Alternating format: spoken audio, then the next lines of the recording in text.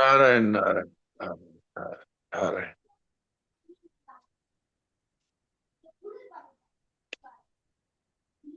नारायण हरि। तो कल की सत्संग तो सार तो क्या और नल दमयंती की कथा ही हुई थी। हाँ प्रांजल बताओ। नारायण नारायण। आज भगवान नारायण। कहते हैं, जो मुझे जिस प्रकार से भजता है मैं उसे उसी प्रकार दर्शन देता हूँ। हम हाँ देखना चाहते हैं संसार को, इसलिए भगवान हमें संसार के रूप में दिखाई देते हैं। हमारे में हाँ जी। होना चाहिए कि हम भगवान को ही देखना चाहें, तो वासुदेव सर्वम की भावना हमें अपने आप आ जाएगी। और महाराज जी का वो दल दमयंती का हुआ था। हाँ नल दमयंती का हुआ था। तो नल दंपति का तो शायद अब पूरा हो गया है। तो अब अगले रविवार से भक्त चरित्र आपके पास है क्या भक्त चरितांक सोहन जी? राम राम जी जी सर, मैं सा। ले आया ना। जी सा मेरे अच्छा पास है भक्त अच्छा। चरित्र। हाँ। जयेश जी के पास भी है और सोहन जी के पास भी है क्या? हाँ जी सा है मेरे पास। हाँ दोनों के पास ही है तो ठीक है। कभी आप ऐसे पढ़ दिया करें। ठीक ठीक है जी सा। एक रविवार आप पढ़ दें एक रविवार वो पढ़ दें ऐसे ठीक है। तो अभी हम गीता जी का शुद्ध पाठ करना करेंगे और फिर उसके बाद में आज महाराज जी के प्रातःकालीन प्रवचन पर बात करने का विचार है। आज सोमवार है। तो अभी गीता पाठ में चौथे अध्याय का 10वां श्लोक है कि 11वां श्लोक है?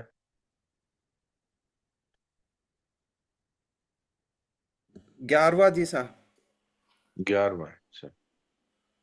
11वां। राम राम जी सर, 12वां 12वां है। 12वां जी सा 12वां। अच्छा अच्छा 12वां है, ठीक है। तो मैं 12वां श्लोक 2 बार पढ़ता हूँ, आप अपनी अपनी गीता जी खोल के और श्लोकों पर ध्यान दें, श्लोक के लाइनों पर। और फिर आप में से 2 व्यक्ति को मौका दिया जा सकता है। चौथे अध्याय का 12वां श्लोक। कांक्षन्तः कर्मणा सिद्धि। दोबारा बोलता हूँ। कांक्षन्तः कर्मणां सिद्धिं यजन्त इह देवताः क्षिप्रं हि मानुषे लोके सिद्धिर्भवति कर्मजा। कांक्षन्तः कर्मणां सिद्धिं यजन्त इह देवताः क्षिप्रं हि मानुषे लोके सिद्धिर्भवति कर्मजा। कर्मों की सिद्धि अर्थात फल चाहने वाले मनुष्य देवताओं की उपासना किया करते हैं, क्योंकि इस मनुष्य लोक में कर्मों से उत्पन्न होने वाली सिद्धि जल्दी मिल जाती है।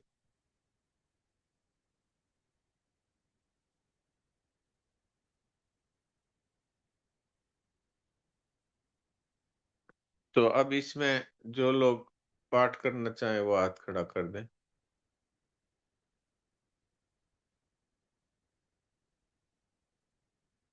हाँ सुनील दास जी आप बोलिए।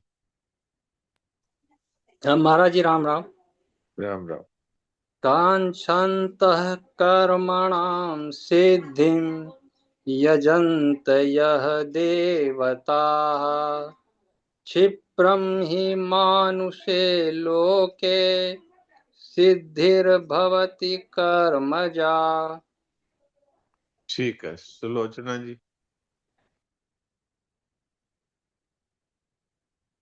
प्रणाम महाराज जी। प्रणाम। कांक्षन्तः कर्मणां सिद्धिं यजन्त इह देवताः क्षिप्रं हि मानुषे लोके सिद्धिर्भवति कर्मजा। ठीक है, दोनों का अच्छा है उच्चारण।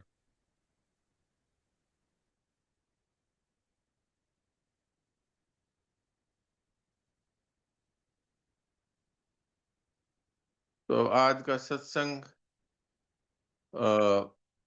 जयेश भाई बोलिए। नारायण नारायण। नारायण नारायण।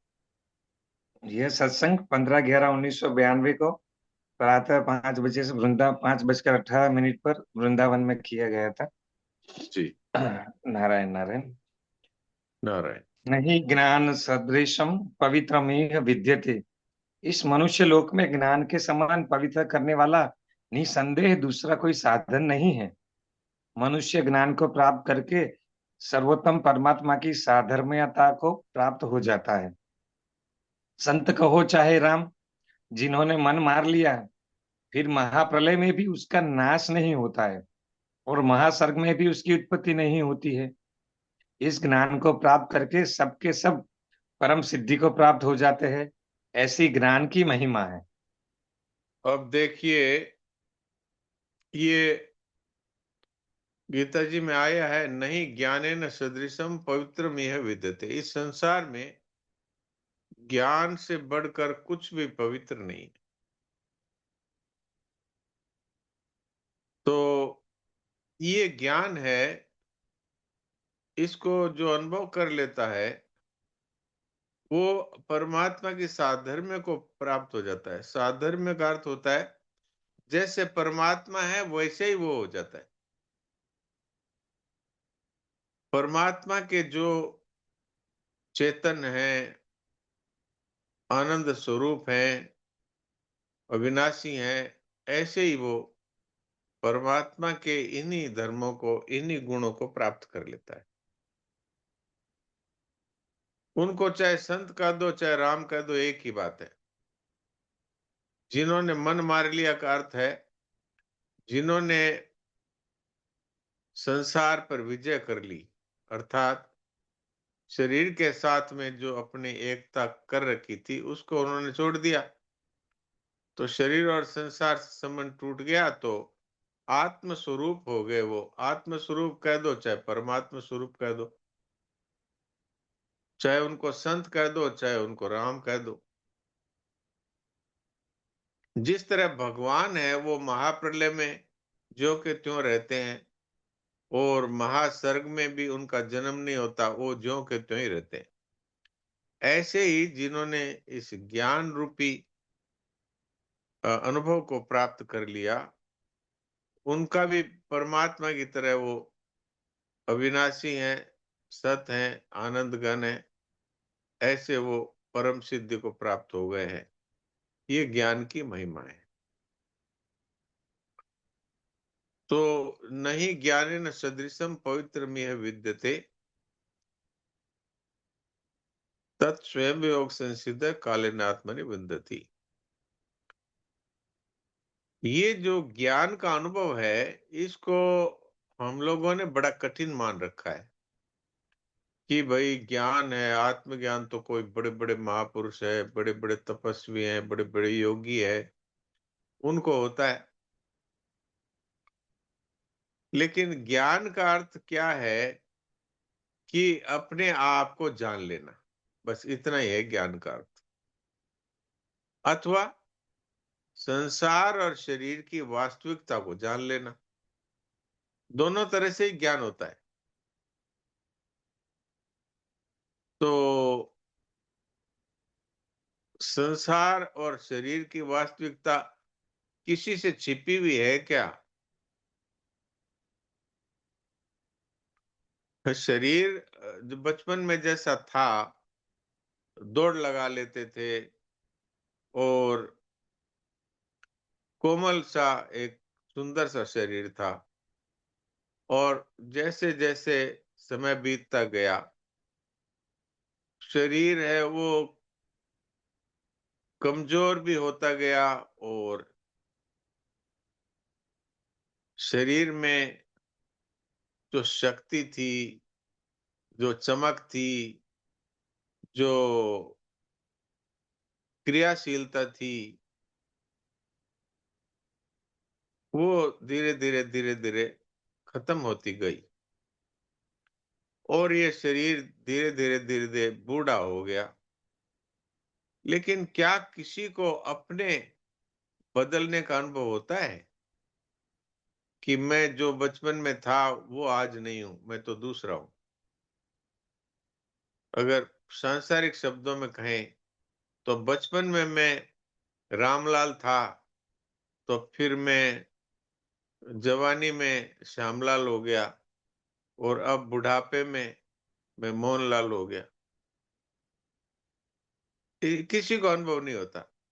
सब यही कहते हैं कि जो मैं बचपन में था वही आज हूं।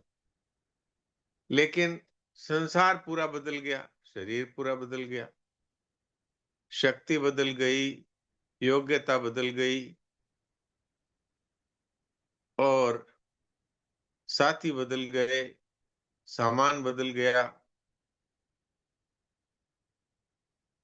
परिवार बदल गया। परिवार में जो कई लोग थे वो संसार छोड़कर चले गए, कई लोग नए आ गए, तो सब कुछ बदल गया। पर इसको जानने वाला मैं, वो कब हुई? अगर इतना ज्ञान किसी को है तो अब उसके सामने एक प्रश्न आ जाता है कि क्या संसार की वास्तविकता को जानने के बाद भी कोई इस संसार के पीछे भागेगा? अगर आप कहेंगे कि जो हमें छोड़कर ही जा रहा है, उसकी ममता करना, उसकी इच्छा करना, उसको सच्चा मानना, उससे सुख लेना, उसका संग्रह करना, क्या ये मानव के लिए उचित है? हाँ, पशु है वो कर सकते हैं, संग्रह भी कर सकते हैं, भोग भी कर सकते हैं, क्योंकि वो भोग योनि है और उसमें विवेक इतना जागृत नहीं है जितना मनुष्य में है। उनमें विवेक इतना ही है कि खाना पीना रहना, इसका विवेक है। गाय के सामने मांस रख दो तो नहीं खाएगी और सिंह के सामने घास रख दो तो नहीं खाएगा। अगर बहुत तेज धूप हो रही है तो गाय भी और दूसरे पशु भी छाया में चले जाएंगे। यानी शरीर की रक्षा करना, शरीर का निर्वाह करना, इस तरह का जो विवेक है वो तो पशुओं में है। लेकिन खुद भूखा रह करके और किसी भूखे को भोजन दे देना, खुद के पास धन की कमी होने पर भी किसी निर्धन की सहायता कर देना, इस तरह का विवेक है वो मनुष्य में। और संसार की वास्तविकता को जान करके संसार की ममता का, कामना का और अहंकार का त्याग कर देना, ये मनुष्य में विवेक है। पर ये विवेक किसका जागृत होता है? कि जो सत्संग प्राप्त कर लेता है। बिनु सत्संग विवेक न होई। अर्थात जो विवेक है वो जागृत नहीं होता बिना सत्संग के। तो जब विवेक जागृत होगा तभी तो ज्ञान की प्राप्ति होगी। ज्ञान क्या? कि विवेक से ये समझ लिया कि ये गलत है, ये सही है, ये असत है, ये सत है, ये ग्रहण करना चाहिए और ये ग्रहण नहीं करना चाहिए, ऐसा करना चाहिए, ऐसा नहीं करना चाहिए, ऐसा बोलना चाहिए, ऐसा नहीं बोलना चाहिए। इस तरह जो दो के बीच में जो विभाग और भेद कर सकता है उसका नाम विवेक है। और फिर उसमें से सही चीज को ग्रहण करना और गलत चीज को त्याग कर देना, ये है विवेक।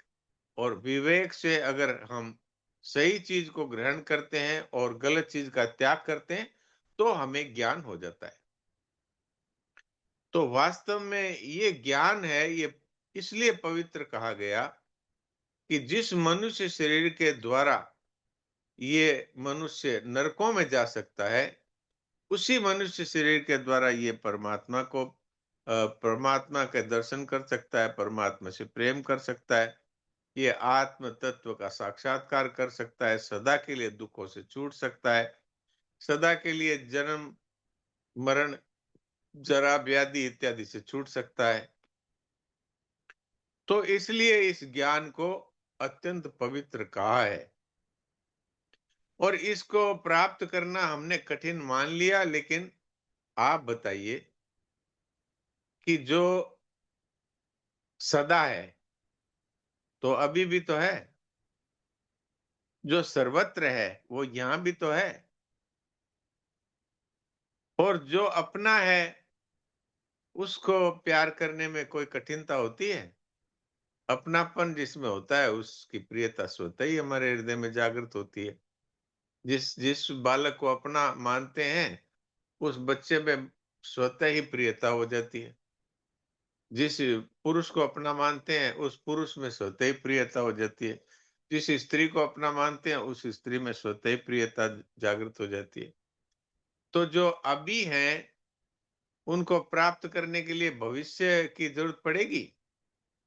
जो अपने हैं वो प्रिय लगेंगे कि नहीं लगेंगे, और जो अपने में है उसको ढूंढने के लिए कहाँ जाना पड़ेगा? तो इसलिए परमात्म तत्व को अथवा आत्म तत्व को जानने के लिए कहीं जाने की जरूरत नहीं। खाली जो आत्म तत्व से भिन्न है उसको हमने महत्व दे रखा है, इसको छोड़ना है। ये शरीर है, ये जड़ है, ये नष्ट होता है, इसको हमने सच्चा मान रखा है, इसको महत्व दिया है। इस महत्व को छोड़ना है, अर्थात इसकी ममता कर रहे, इसकी कामना कर रहे, इस ममता कामना को छोड़ देना है। शरीरों की सेवा कर दो, व्यक्तियों की सेवा कर दो, वस्तुओं का सदुपयोग कर दो। सदुपयोग क्या है? कि जिसके पास जिस चीज की कमी है उसको वो चीज अपनी तरफ से दे देना। तो अपने पास से क्या दिया? जो संसार की वस्तु हुई संसार को दे दी। तो उसमें भी कोई कहे कि ऐसे कैसे दे दें, तो सबसे पहले परिवारजन है उनकी सेवा कर दो, फिर उसके बाद में समाज की करो, फिर उसके बाद में गांव की करो, शहर की करो, फिर उसके बाद में देश की करो, फिर उसके बाद विश्व की करो, कोई बात नहीं। पर सेवा का अर्थ होता है काम आ जाओ कुछ मत चाओ। इसी को कर्मयोग कहते हैं। तो कर्मयोग के द्वारा भी हमें ज्ञान की प्राप्ति होती है, और संसार को असत जानकर उसकी ममता कामना और अहंकार का त्याग कर देते हैं, तो उससे भी ज्ञान की प्राप्ति होती है। तो वो ज्ञान कठिन नहीं है, इस बात को हमें ठीक प्रकार से जानना है। अब कठिन क्या हुआ? जो जा ही रहा है उसकी ममता छोड़नी है। अरे वो तो जा ही रहा है, अपन ने कह दिया अच्छा ठीक है, जाता है तो जाओ, हमें कोई परवाह नहीं, रहता है तो रहो, हमारे कोई तकलीफ नहीं। तो अगर रहता है तो सेवा कर दो, जाता है तो राम राम सुना दो, तो सेवा हो गई। तो जो जा रहा है उसको रखना चाहते हैं, इसमें कठिनता है। जो जा रहा है उसकी ममता का त्याग कर दिया, उसकी इच्छा का त्याग कर दिया, इसमें क्या कठिनता है? कठिनता यह है कि हमने इस पर विचार ही नहीं किया। अब आप सोचिए, जो एक क्षण भी नहीं टिकता वो हमें कभी प्राप्त हो सकता है? अच्छा, अगर प्राप्त हो सकता है तो हमारे पास में रह जाए इसकी कोई हमें गारंटी है? क्या इसके ऊपर हमारा कोई कंट्रोल है? धन पर, जमीन पर, मकान पर, शरीर पर, मन पर, बुद्धि पर, इंद्रियों पर, किसी पर भी हमारा कोई अधिकार नहीं है। न परिस्थिति पर, न अवस्था पर, न व्यक्तियों पर, न वस्तुओं पर। संसार की हर चीज नष्ट हो रही है, मौत में जा रही है। तो जो स्वयं ही मौत में जा रहा है उसको महत्व देते हैं, उसके पीछे दौड़ते हैं। तो आज तक कितने ही लोग मेरा मेरा कहते हुए मर गए। थे बड़े बड़े महाराजे जिनके बजे रात दिन बाजे, वो सब बने काल के खाजे। मैंने खुद देखा है जिनमें राजा लोग रहते थे, उन महलों में कबूतर बोल रहे हैं। मैंने खुद जाकर के उन महलों में देखा है। वहां पर जो कबूतर और कौवे की जो जो बींट या मल पड़ा रहता है, उसको भी कोई साफ करने वाला नहीं। और जिन राजाओं की तूती बजती थी और जिनका इतना प्रभाव था, उनके पत्थरों की मूर्तियां बनी हुई है, उनके ऊपर कबूतर अपना मल त्याग करते हैं। तो जिन महलों में नाच गान होता था और जिन महलों में वो राजाओं की दहाड़ गूंजती थी, वहां पर आज सुनसान पड़ा है और वहां का कचरा भी साफ करने वाला कोई नहीं। तो ये क्या है? पूरा संसार ऐसा ही है। जिनकी एक आवाज से लोग घबराते थे, आज उनका कोई अता पता नहीं।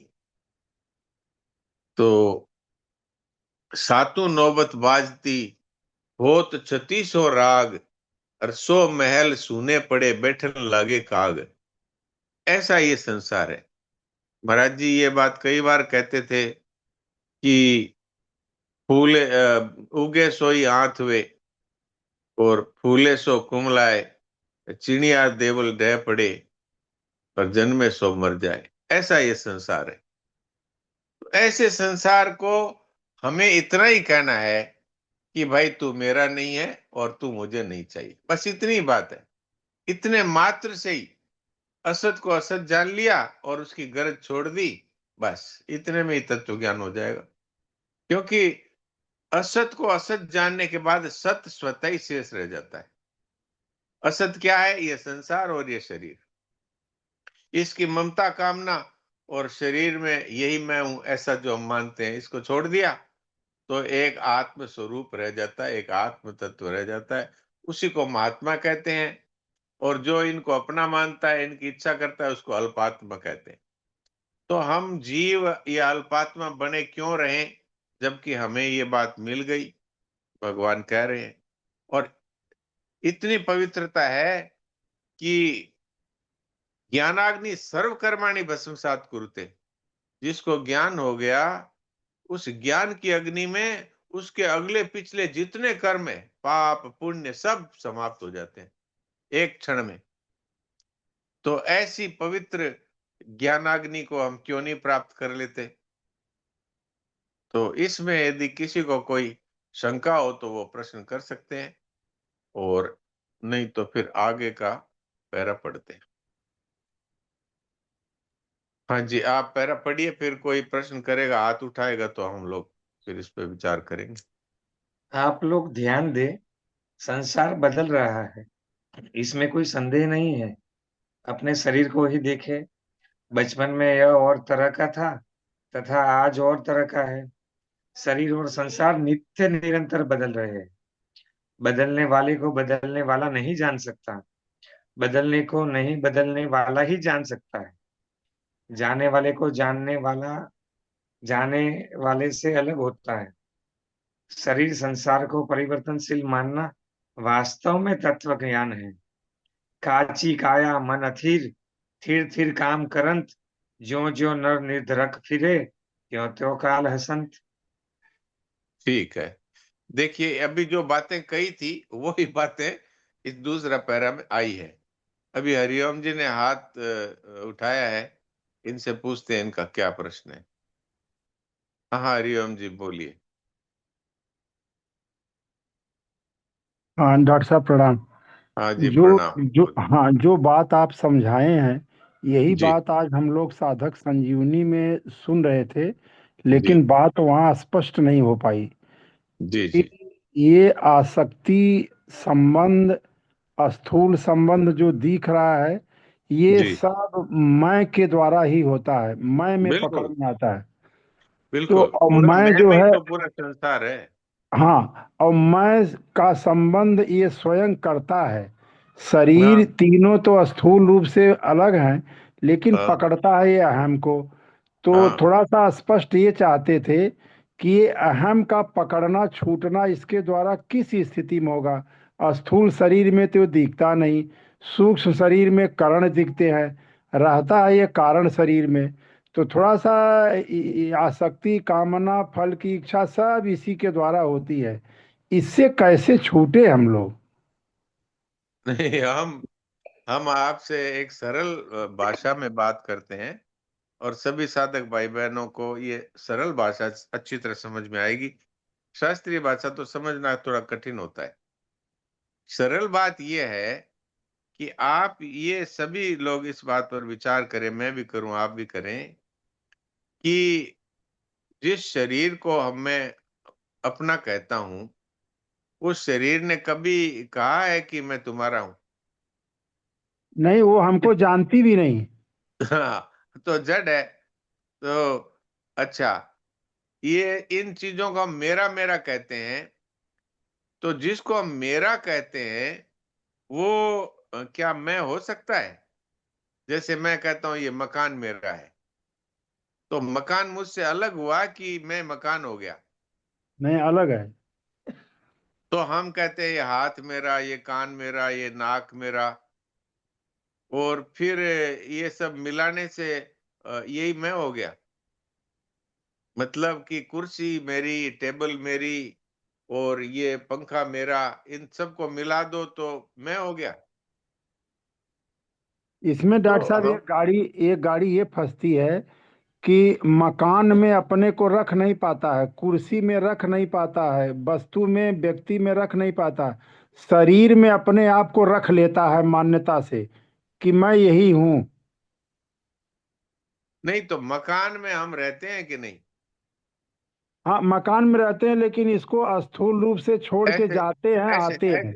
ऐसे ऐसे ही शरीर को भी छोड़ करके जाते ही है। नहीं डॉक्टर साहब, इसमें ये फंस रहा है कि शरीर हमको छोड़ रहा है, हम इसको छोड़ते नहीं। नहीं, हम तो नहीं छोड़ते, ऐसे मकान भी हमको छोड़ रहा है, धन भी हमको छोड़ रहा है, और परिवार हाँ, भी हमको छोड़ रहा है, शक्ति भी हमको छोड़ रही है, इंद्रियां भी हमको छोड़ रही है। हम नहीं छोड़ते, तो इसमें मकान की तो गलती है नहीं, ना, शरीर की भी गलती है नहीं। ये नहीं, तो विवेक तो हमने हमको दिया है भगवान ने। तो यदि हम थोड़ा सा इस पे विचार करें कि जिसको हम मेरा कहते हैं उसको मैं कैसे कह सकते हैं, या जिसको यह कहते हैं उसको मैं कैसे कह सकते हैं? इदम से हम जिसको कहते हैं उंगली निर्देश से, उसको कैसे कह सकते हैं? और अगर इस बात को अगर छोड़ भी दें, तो जो दौड़ रहा है उसको पकड़ना, वो तो भाग रहा है, उसको पकड़ना चाहते हैं, उसको रखना चाहते हैं।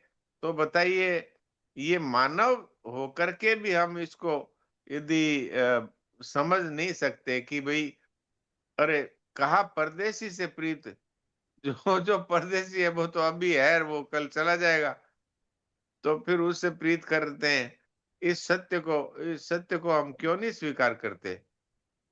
तो ये अपने शास्त्रीय भाषा अहम को नहीं समझ सकते, लेकिन ये तो समझ सकते हैं कि जो हमको एक क्षण भी हमारे साथ नहीं रहता, हमको छोड़ करके ही चला जा रहा है, उसकी ममता करने से क्या वो टिकेगा? नहीं टिकेगा। उसकी कामना करने से क्या वो मिलेगा? नहीं मिलेगा। और आज तक का हमारा अनुभव भी है कि हमारा शरीर है, जो शरीर चला गया, साथी चले गए, सामान चला गया, और शक्ति चली गई, सब कुछ चला गया, और सब अभी भी चला जा रहा है। और फिर भी यदि हम अच्छा, इसको धन को कोई सड़क पे फेंकना नहीं है, अपना मानते थे, वो अब ठाकुर का है, अपना नहीं है, इतनी तो बात है। और ऐसे ही शरीर है, अपना मानते थे, भगवान का है। इतना मानने मात्र से हमारा बंधन टूट सकता है इसी क्षण। जी। हरिओम जी, बोलिए। मैं आपको वो सुना देता हूँ, वैसे तो अब 1-2 मिनट ही रहे हैं।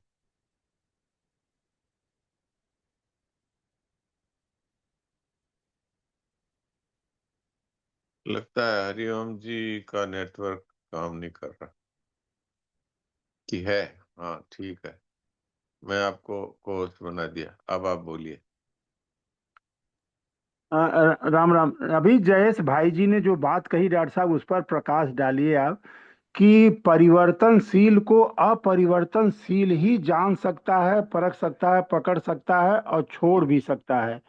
हाँ। विनाशी को विनाशी नहीं पकड़ सकता न छोड़ सकता, क्योंकि दोनों नाशवान है। तो जी। ये बात थोड़ा सा ज्यादा गहरी आई है, थोड़ा इस पर प्रकाश डालें। हाँ, ये महाराज जी खुद ही कहा करते थे कि जैसे एक व्यक्ति दौड़ रहा है,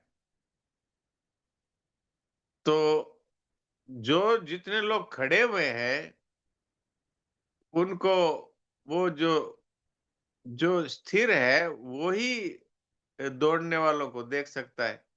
तो अगर सभी लोग दौड़ रहे हैं, एक आदमी खड़ा है, तो वो एक आदमी खड़ा है वो ही देख सकता है, ये गया, ये गया, ये गया, ये गया।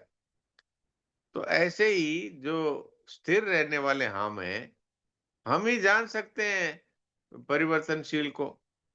अगर इसको हम नहीं जानेंगे, अर्थात हम भी इसके साथ ही हम दौड़ने वाले बन जाएंगे, तब हम कैसे समझ पाएंगे? तो शरीर दौड़ रहा है, हमने कह दिया मैं ही दौड़ रहा हूँ इसके साथ। इसको, अपनी स्थिरता को अगर हम समझ लें, तो दौड़ने वाले हैं सब दौड़ते चले जाएंगे, नाश वाले नाश हो जाएंगे, लेकिन हम तो ज्यों के त्यों ही रहेंगे। तो महाराज जी यहाँ यही कह रहे हैं कि अपरिवर्तनशील वो ही परिवर्तन को जान सकता है।